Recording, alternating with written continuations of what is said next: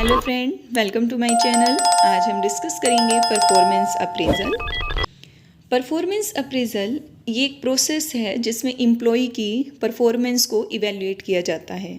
इसे हम commonly another name से भी जानते हैं, जैसे कि performance evaluation, employ evaluation, personal review, progress evaluation and merit rating. इस कंसेप्ट को फर्स्ट टाइम यूज़ किया था वोल्टर डिस्कोट ने वर्ल्ड वॉर 1 के दौरान, और उसके बाद भी इस कंसेप्ट को यूज़ किया जाता है। परफॉर्मेंस अप्रेजल का मेन ऑब्जेक्टिव है कि हमारे ऑर्गेनाइजेशन में जो एम्प्लॉयज़ प्रेजेंट में काम कर रहे हैं उनकी कॉम्पिटेंसी गैप को आइडेंटिफाई करना और साथ ही उनकी पोटेंशियलिटी को एक्सप्लोर करना, ताकि जो कॉम्पिटिटिव एनवायरनमेंट में जो चैलेंजेस बने हुए हैं वो उनको फेस कर सकें। और साथ ही ऑर्गेनाइजेशन को हेल्प करता है एक राइट पर्सन को राइट जॉब पर हायर करने के लिए। और परफॉर्मेंस अप्रेजल डायरेक्ट लिंक्ड है परफॉर्मेंस डेवलपमेंट से। अब हम बात करेंगे features of performance appraisal. Performance appraisal formal और स्ट्रक्चर्ड सिस्टम है। इसमें इवैल्यूएट किया जाता है एम्प्लॉयज़ की परफॉर्मेंस को जो प्रेजेंट जॉब पर काम कर रहे हैं। इसमें एम्प्लॉयज़ की पोटेंशियलिटी को इवैल्यूएट किया जाता है, ताकि जो ऑर्गेनाइजेशन में फ्यूचर में हायर जॉब जो वैकेंट होने वाली हैं, जैसे कि अगर पर्सन वहाँ से रिटायर हो चुका है या किसी रीज़न की वजह से छोड़ कर जा चुका है, तो वहाँ पर जो ऑर्गेनाइजेशन में प्रेजेंट में एम्प्लॉय काम कर रहे हैं उन्हें फ्यूचर में उस पोजीशन पर हायर किया जा सके, ऑर्गेनाइजेशन को आउटसाइडर रिक्रूटमेंट ना करनी पड़े उनका, क्योंकि उसमें कॉस्ट बहुत ज़्यादा आती है, टाइम वेस्ट होता है। तो इसीलिए कंपनी अपने प्रेजेंट एम्प्लॉय को ही फ्यूचर में हायर पोस्ट पर लाने के लिए परफॉर्मेंस अप्रेजल करती है। ये हेल्प करता है साथ ही ऑर्गेनाइजेशन को ट्रेनिंग एंड डेवलपमेंट की नीड को असेस करने में, ताकि उन एरिया को आइडेंटिफाई किए जा सके जहाँ पर ट्रेनिंग की ज़्यादा ज़रूरत है। और इसमें एम्प्लॉय को जो वो वर्क कर रहा है उनकी परफॉर्मेंस को मेज़र करने के लिए एक सिस्टमेटिक वे को यूज़ करते हैं, ताकि हम एक प्रोसेस को यूज़ करें और एक सही तरीके से उनकी परफॉर्मेंस को इवैल्यूएट कर सकें। परफॉर्मेंस अप्रेजल इसका कोई फिक्स टाइम नहीं है, ये ऑर्गेनाइजेशन पर डिपेंड करता है कि वो कितने टाइम पीरियड के बाद परफॉर्मेंस को अप्रेजल करना चाहती है। जैसे कि ये टाइम पीरियड हो सकता है मंथली, हाफ ईयरली या एनुअली। और जॉब इवैल्यूएशन से ये अलग होती है परफॉर्मेंस अप्रेजल, क्योंकि जॉब इवैल्यूएशन में जॉब को इवैल्यूएट किया जाता है ताकि उस जॉब के लिए फेयर जो रेम्यूनरेशन दिया जाना है वो फिक्स किया जा सके। और लेकिन परफॉर्मेंस अप्रेजल में इवैल्यूएट किया जाता है एम्प्लॉयज़ ने अब तक जो काम किया है। और परफॉर्मेंस अप्रेजल एक कॉन्टीन्यूअस प्रोसेस है। नेक्स्ट टॉपिक है इसमें इम्पोर्टेंस या objectives of performance appraisal. First आता है इसमें evaluate employ performance. Performance appraisal में एम्प्लॉय ने जो टास्क कंप्लीट किए हैं उसे इवैल्यूएट किया जाता है, और साथ ही इवैल्यूएट करके एम्प्लॉयज़ को भी प्रॉपर फीडबैक प्रोवाइड की जाती है, ताकि उससे भी पता लगे उसने उसके वर्क के लिए जो स्टैंडर्ड फिक्स किए गए थे और जो एक्चुअल में उसकी परफॉर्मेंस रही है उनमें कितना गैप है। अगर वो पॉजिटिव भी आता है तो इन फ्यूचर उसके एफिशिएंसी को और इंक्रीज़ करने के लिए उसके लिए कोरेक्टिव एक्शन लिए जाते हैं, उसके लिए और स्ट्रॉन्ग पॉलिसी बनाई जाती है, ताकि वो वर्क को और अच्छे से कंप्लीट कर सके। सेट परफॉर्मेंस गोल्स हमारे जो भी ऑर्गेनाइजेशन में एक्टिविटीज़ की जाती हैं वो मेन जो हमारा कॉमन ऑब्जेक्टिव है ऑर्गेनाइजेशन का उसको अचीव करने के लिए की जाती हैं।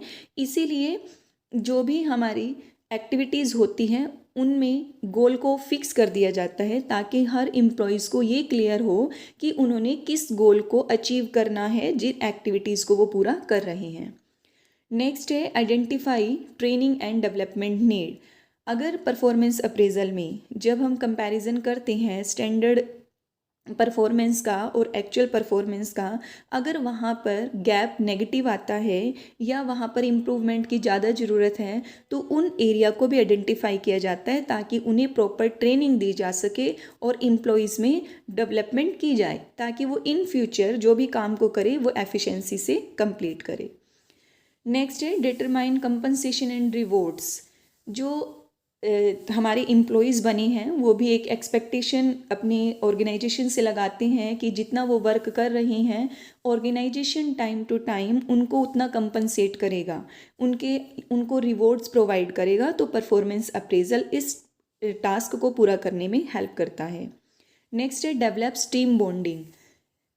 सिर्फ इसमें इंडिविजुअली ही पर्सन की जो टास्क उसने किया है, परफॉर्मेंस उसने दी है, उसको ही जज नहीं किया जाता है। अगर उसे ग्रुप में वर्क करने के लिए दिया गया है, ग्रुप वर्किंग रही है, तो उनकी जो बॉन्डिंग है, टीम बॉन्डिंग है, उसको डेवलप करने में भी ये हेल्प करता है। Helps communicate the company vision clearly. ये ऑर्गेनाइजेशन का जो हमारा कंपनी का मेन विज़न है, इन फ्यूचर कंपनी अपने आप को कहाँ देखना चाहती है, उसको कम्युनिकेट करने में भी हेल्प करता है। नेक्स्ट आता है इसमें what is to be appraisal.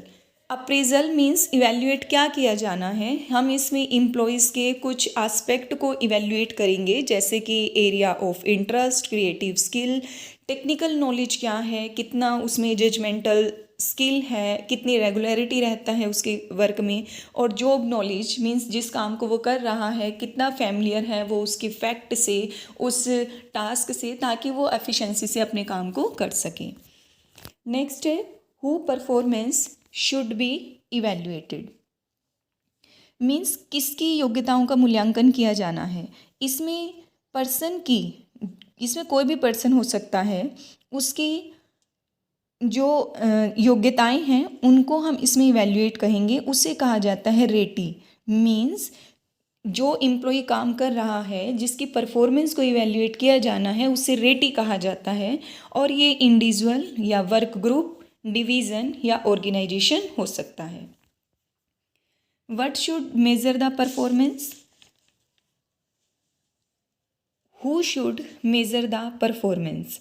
वो पर्सन जो इवेल्युएट करेगा परफॉर्मेंस को, उसे रेटर कहा जाता है। मीन्स जो रेट प्रोवाइड करेगा एम्प्लॉय की वर्किंग को या परफॉर्मेंस को, उसे हम रेटर कहते हैं। इसमें रेटर कोई भी पर्सन हो सकता है, जैसे कि इसमें बताया गया है एचआर डिपार्टमेंट हो सकता है, हमारे सबऑर्डिनेट हो सकते हैं, पीयर्स ग्रुप हो सकता है, कम्युनिटी है, क्लाइंट्स हैं, सेल्फ अप्रेजल भी की जाती है। 360 डिग्री अप्रेजल होता है, यानी कि हर पूरे तरीके से उसको इवेल्युएट करना, उस पर ऑब्जर्वेशन रखना, उनके रिगार्डिंग और इन्फॉर्मेशन कलेक्ट करना। तो ये अलग अलग पर्सन होते हैं जो रेटर का काम करते हैं। When should be performance appraised. कब हमें परफॉर्मेंस अप्रेजल किया जाना चाहिए, तो ये क्वार्टरली हो सकता है, हाफ ईयरली, एनुअली, लेकिन ये मोस्टली डिपेंड करेगा जो टाइम इंटरवल है एचआर डिपार्टमेंट की जो पॉलिसी होती हैं उनके ऊपर ये जो है वो बेस होता है कि किस टाइम पर हमने एम्प्लॉयज़ की परफॉर्मेंस को अप्रेजल देनी है। अब हम बात करेंगे process of performance appraisal. Performance appraisal में कुछ स्टेप्स को फॉलो किया जाता है, जैसे कि फर्स्ट है एस्टैब्लिश परफॉर्मेंस स्टैंडर्ड। जो एम्प्लॉयज़ काम को कर रहे हैं उनके लिए पहले से ही स्टैंडर्ड फिक्स कर दिए जाते हैं। एक बेंचमार्क सेट कर दिया जाता है कि उन्होंने किस लेवल को अचीव करना है, और ये क्लियर होने चाहिए जिन्हें कम्युनिकेट किया जा सके। नेक्स्ट है communicate performance standard to ratees and rater. जिस एम्प्लॉय की वर्किंग को, परफॉर्मेंस को इवेल्युएट किया जाना है और जो इवेल्युएट करेगा, उन दोनों पार्टी को परफॉर्मेंस स्टैंडर्ड क्लियरली कम्युनिकेट किए जाने चाहिए। जब तक ये क्लियर नहीं होंगे तो ये बहुत सारे बैरियर्स क्रिएट कर सकते हैं, इसीलिए उनको एक कॉमनली वो कम्युनिकेट कर दिया जाएगा तो दोनों पार्टी अपने काम को अच्छे से परफॉर्म कर सकती है। नेक्स्ट है मेजरमेंट ऑफ परफॉर्मेंस। जो एम्प्लॉय ने काम को कंप्लीट किया है अब तक, जितने भी उसको टास्क दिए गए थे, एक्टिविटीज़ दी गई थी परफॉर्म करने के लिए, अब उसे मेज़र किया जाएगा। नेक्स्ट है comparison of performance with standard. जो एक्चुअल स्टैंडर्ड उसने अचीव किया है, अब उसका कंपैरिजन करेंगे परफॉर्मेंस स्टैंडर्ड से, और उसके रिजल्ट को आइडेंटिफाई किया जाएगा कि इनके बीच में जो गैप है वो कैसा है, पॉजिटिव है, नेगेटिव है या जीरो है। तो यहाँ पर अगर वो नेगेटिव भी है या जीरो आ रहा है तो इन फ्यूचर उसके लिए जो करेक्टिव एक्शन लिए जाने हैं वो लिए जा सके। नेक्स्ट है communicate the performance to employees.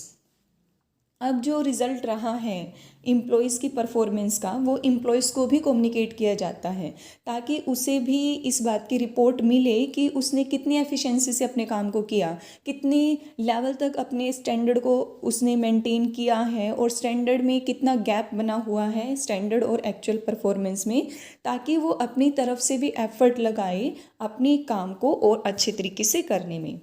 Discuss with employees about performance, साथ ही सिर्फ उसको रिज़ल्ट ही कम्युनिकेट नहीं करना है, बल्कि हमारा जो एम्प्लॉयज़ हैं उसके साथ डिस्कशन भी की जाती है उनके परफॉर्मेंस के लिए कि किस तरह से वो अपने काम की एफिशिएंसी को बढ़ा सकते हैं। उनकी हेल्प करना और उन्हें एक गाइडेंस प्रोवाइड करना, वो भी परफॉर्मेंस अप्रेजल में यूज़ किया जाता है।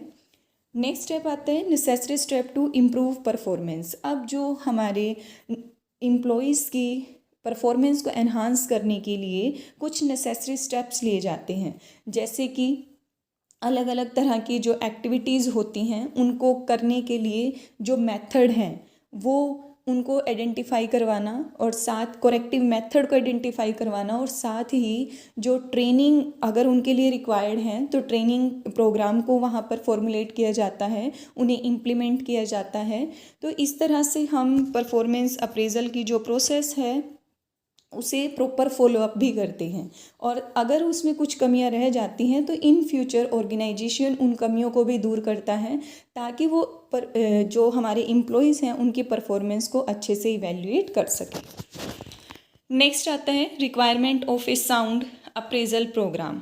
एक जो अप्रेजल प्रोग्राम है, परफॉर्मेंस अप्रेजल प्रोग्राम है, उसमें क्या क्या रिक्वायरमेंट्स का होना ज़रूरी है ताकि वो भी एक इफ़ेक्टिव वे में इम्प्लीमेंट किया जा सके। तो इसमें कहा जाता है simply and easy to administer. Programme ऐसा होना चाहिए जो सिंपल हो, इजी हो, जिसे इम्प्लीमेंट किया जा सके। हमारी कथनी और करनी में कोई फ़र्क ना रहे, इसीलिए हमारा प्रोग्राम सिंपल और इजी होना चाहिए। इकोनॉमिकल, अगर परफॉर्मेंस अप्रेजल कॉस्टली होगा तो रिज़ल्ट भी उसके कॉस्टली ही आएंगे, जो ऑर्गेनाइजेशन के बजट को कहीं ना कहीं डायरेक्टली और इनडायरेक्टली अफेक्ट करेंगे। इसीलिए परफॉर्मेंस अप्रेजल इकोनॉमिकल होना चाहिए, क्योंकि अगर वहाँ पर ट्रेनिंग की ज़रूरत है तो जो ट्रेनर हायर किया जाएगा वो भी हम एक प्रॉपर बजट में हायर कर सकें, और जो नई हमारी टेक्नोलॉजी है उसको सिखाने में वो हेल्पफुल रहे। नेक्स्ट आता है इसमें point just and equitable. Just and equitable ये यहाँ पे डिफ़ाइन करता है कि जो हमारा प्रोग्राम यहाँ पे बनाया गया है जिसमें हम साउंडनेस की बात करते हैं वो इक्विटेबल रहे। मीन्स उसमें किसी भी तरह की पार्शियलिटी वहाँ पर शो नहीं होनी चाहिए और ना ही की जानी चाहिए। इसमें सभी को इक्वल चांस दिया जाए। अगर ट्रेनिंग की सभी एम्प्लॉयज़ की रिक्वायरमेंट है तो हम उसमें अपने फेवरेट पर्सन को ही सिलेक्ट नहीं करेंगे, बल्कि सभी पर्सन को इन्वॉल्व करेंगे, ताकि सभी की परफॉर्मेंस को आगे इम्प्रूव करने के लिए हम उसको ट्रेनिंग प्रोग्राम में इन्वॉल्व कर सकें। नेक्स्ट आता है इसमें performance linked to job related factor. जो परफॉर्मेंस है वो जिस वर्क के लिए उनको हायर किया गया था उन्हीं फैक्टर के ऊपर बेस्ड होनी चाहिए, जो कि जॉब रिलेटेड हो, ना कि पर्सनल फैक्टर्स को उसमें इन्वॉल्व किया जाए। नेक्स्ट है ओपन कम्युनिकेशन। एम्प्लॉयज़ और जो रेटर है, जो रेट प्रोवाइड करने का काम कर रहा है, उनके बीच में एक ओपन कम्युनिकेशन का होना ज़रूरी है, ताकि एम्प्लॉयज़ को ये बताया जा सके कि ऑर्गेनाइजेशन उनसे क्या एक्सपेक्टेशन रखता है, क्या उम्मीद लगाता है, और साथ ही रेटर को भी बताना चाहिए कि किन पैरामीटर्स पर उनके वर्क को जज किया जाएगा, ताकि वो एम्प्लॉयज़ अपने काम को एक सही डायरेक्शन में पूरा कर सके। नेक्स्ट है स्टैंडर्डाइजेशन। स्टैंडर्डाइजेशन में जो हमारे ऑर्गेनाइजेशन में अलग अलग एम्प्लॉयज़ हैं उनके लिए स्टैंडर्ड हम सेम फिक्स नहीं कर सकते, क्योंकि वर्क की नेचर अलग होती है। कुछ हमारे जो फैक्ट्री में वर्कर काम करते हैं उनके लिए स्टैंडर्ड अलग होंगे, जो ऑफिस में काम करते हैं उनके वर्क का स्टैंडर्ड अलग होगा। तो ये डिपेंड करता है नेचर ऑफ एक्टिविटी। तो स्टैंडर्ड को फिक्स करते टाइम जो हमारे वर्क की नेचर है उसको स्टडी करना ज़रूरी है, और साथ ही टाइम टू टाइम जो चेंजेस उसमें आने हैं उनको भी ध्यान में रखना, ताकि जब हम एक्चुअल परफॉर्मेंस को स्टैंडर्ड परफॉर्मेंस से इवैल्यूएट करें तो उसमें कोई भी बैरियर्स जो हैं वो हमें फेस ना करने पड़े। नेक्स्ट आता है इसमें लीगल। जो मेथड यूज़ किया जाता है, जो फैक्टर्स हम इवेल्युएट करेंगे, तो परफॉर्मेंस अप्रेजल में स्टैंडर्ड को फिक्स करते टाइम जो हमारे एक लीगल रिक्वायरमेंट्स रहती हैं उनको भी हमें ध्यान में रखनी होंगी। जो हमारे गवर्नमेंट के रूल्स हैं वो सही तरीके से हमारी पॉलिसी में इम्प्लीमेंट होने चाहिए। और नेक्स्ट इसमें आता है परफॉर्मेंस डेवलपमेंट। परफॉर्मेंस डेवलपमेंट जो परफॉर्मेंस अप्रेजल है वो सिर्फ आपके रिज़ल्ट को मेज़र करना ही नहीं है, बल्कि एम्प्लॉयज़ को इम्प्रूवमेंट में हेल्प करना भी है, ताकि उससे अगर ट्रेनिंग की ज़रूरत है तो ट्रेनिंग दी जाए, अगर डेवलपमेंट की ज़रूरत है तो डेवलपमेंट के लिए अलग अलग तरह के जो मेथड्स होते हैं वो इम्प्लीमेंट किए जाने चाहिए। जैसे कि उनकी डिसीज़न मेकिंग पावर को स्ट्रोंग करना, तो उनको अलग अलग तरह के मेथड उनके लिए यूज़ किए जा सकते हैं, ताकि इन फ्यूचर अगर वो हमारे ऑर्गेनाइजेशन को छोड़कर किसी और ऑर्गेनाइजेशन में भी जाता है तो वहाँ पर भी वो अपने काम को एफिशिएंसी से कंप्लीट कर सके। अब हम नेक्स्ट डिस्कस करेंगे suggestions to improve performance appraisal. कैसे हम परफॉर्मेंस अप्रेजल प्रोग्राम को इम्प्रूव कर सकते हैं, क्या क्या सजेशंस हम उसमें इंक्लूड करेंगे। फर्स्ट इसमें आता है डेवलपिंग ए पॉजिटिव कल्चर। जो कल्चर है वो हमारे एनवायरनमेंट चेंज होता रहता है, तो कल्चर पर भी उसका इफ़ेक्ट देखने पर मिलता है। तो जो हमारे मैनेजर हैं उनको भी लर्निंग प्रोसेस जो कि डायनेमिक है according to changing business environment, उस नीड को आइडेंटिफाई करना होगा, उसे अंडरस्टैंड करना होगा, और साथ ही ये समझना होगा कि जो हम लर्निंग अपने एम्प्लॉयज़ को देना चाहते हैं उसके लिए क्या अजम्पशंस हो, कैसे हम उनके बिहेवियर में चेंजेस ला सकते हैं। तो कल्चर में जैसे कि ट्रेनिंग सबसे एक इम्पॉर्टेंट आस्पेक्ट है, और ये एक्सेप्टेबल भी है, एम्प्लॉयज़ भी इसे एक्सेप्ट करते हैं और साथ ही अपनी एक रिस्पॉन्सिबिलिटी से उसमें इन्वॉल्व होते हैं। तो इसीलिए मैनेजर को एक पॉजिटिव कल्चर डेवलप करना होगा। नेक्स्ट है अवॉइडिंग अनइक्वल परफॉर्मेंस स्टैंडर्ड। जो एम्प्लॉयज़ के लिए स्टैंडर्ड फिक्स किए गए हैं उनके वर्क से रिलेटेड, वो अनइक्वल नहीं होनी चाहिए, सभी के लिए इक्वल ही रहें। मीन्स लेकिन ये डिपेंड करेगा उनके नेचर की जॉब पर, लेकिन फिर भी ज़्यादा गैप हम उनके लिए नहीं रख सकते। जो स्टैंडर्ड फिक्स किए जाते हैं वो क्लियर हों और साथ ही जॉब से रिलेटेड ही हों, ताकि अगर वो अनइक्वल रहेंगे, ज़्यादा वेरिएशन उसमें होगी, तो हमारी प्रॉब्लम कम होने की बजाय और ज़्यादा बढ़ जाती हैं। तो इसीलिए हमें अनइक्वल परफॉर्मेंस स्टैंडर्ड को फिक्स करने से बचना चाहिए। नेक्स्ट आता है इसमें ट्रेनिंग अप्रेजर्स। ट्रेनिंग अप्रेजर्स कहती है कि जो ट्रेनिंग इवैल्यूएशन होनी है उसको भी ध्यान में रखा जाए कि ट्रेनिंग कैसी होनी चाहिए, किस तरह से ट्रेनर किस तरह का बिहेव करेगा, क्या स्टिमुलस हम उसमें देना चाहते हैं, फीडबैक कैसे ली जाएगी, उनमें एक प्रॉपर कम्युनिकेशन कैसे रखा जाए, ताकि हमारा जो ट्रेनिंग का मेन पर्पज़ है उसे हम अचीव कर सकें। और नेक्स्ट आते हैं इसमें प्रोवाइडिंग परफॉर्मेंस फीडबैक। हमारे जो एम्प्लॉयज़ हैं उनको फीडबैक देना भी ज़रूरी है। जो उनके परफॉर्मेंस को इवैल्यूएट करके रिज़ल्ट आया है वो उनको डिस्कस किया जाए उनके साथ, और क्या हम एक्सपेक्टेशन फ्यूचर में उनसे रखते हैं वो भी उनको क्लियरली बताई जाए। और नेक्स्ट आता है इसमें avoiding multipurpose programme. Performance appraisal centred होना चाहिए कि वो मल्टीपर्पज़ ना हो। इसमें जो हमारी, क्योंकि इससे अगर वो मल्टीपर्पज़ होगा तो जो उसको एडमिनिस्टर करना है, मींस जब उसे लागू किया जाएगा या डेवलपमेंटल एक्टिविटीज़ हम उसमें करेंगे तो वो सक्सेसफुल होने के बजाय फेलियर उसमें आ जाती है। तो इसीलिए हमारा जो परफॉर्मेंस अप्रेजल है वो मल्टीपर्पज़ प्रोग्राम नहीं होना चाहिए। नेक्स्ट है इसमें use of performance appraisal document. Performance appraisal जो हमने किया है उसकी एक प्रॉपर रिकॉर्ड बनाना होगा, रिपोर्ट बनानी होगी, रिकॉर्ड्स बनाने होंगे, डॉक्यूमेंट तैयार करने होंगे, और ये डिपेंड करेगा कि हमने कितने टाइम पीरियड में उनकी परफॉर्मेंस को अप्रेज किया है। ये क्वार्टरली, हाफ ईयरली या एनुअली हो सकता है, ताकि जो हमारे दोनों पार्टीज़ हैं, मैनेजर हैं, उनके साथ बैठकर एक डिस्कशन की जा सके और उतने टाइम पीरियड में एक जो क्लियर पिक्चर है एम्प्लॉय के वर्क की वो भी यहाँ पर सामने आती है। नेक्स्ट है two way discussion. Two way discussion में जो हमारा मैनेजर है उसको एम्प्लॉयज़ के साथ भी डिस्कशन करनी चाहिए, ताकि वो उनके भी जो सजेशन हैं या उन्हें जो वो प्रॉब्लम फेस कर रही हैं उनको भी ध्यान से सुना जाए और उनको दूर करने में उनकी हेल्प करना।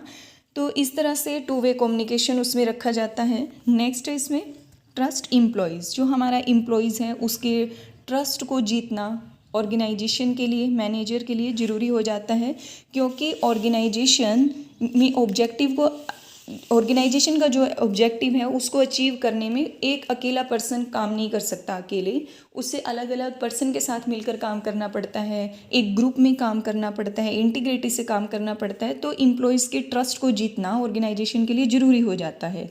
और ट्रस्ट को तभी जीता जा सकता है अगर सही पर्सन को सही जॉब पर हायर किया जाए और साथ ही उनके जो टारगेट हैं वो सीरियसली फिक्स किए जाएं। अगर ऑर्गेनाइजेशन सीरियस पॉलिसी बनाएगा, सीरियसली प्रोग्राम को इम्प्लीमेंट करेगा, तो आगे एम्प्लॉय भी अपने काम को अच्छे से पूरा कर सकता है, क्योंकि एम्प्लॉयज़ एक ऐसा रिसोर्स है जिसके थ्रू ऑर्गेनाइजेशन में ऑब्जेक्टिव को इफ़ेक्टिवली एंड एफिशिएंटली अचीव किया जा सकता है। आई होप आपको ये टॉपिक क्लियर होगा। वीडियो को लाइक, शेयर और कमेंट्स ज़रूर कीजिए। साथ ही अगर आपने मेरे चैनल को सब्सक्राइब नहीं किया है तो उसे सब्सक्राइब भी कीजिए। Thank you.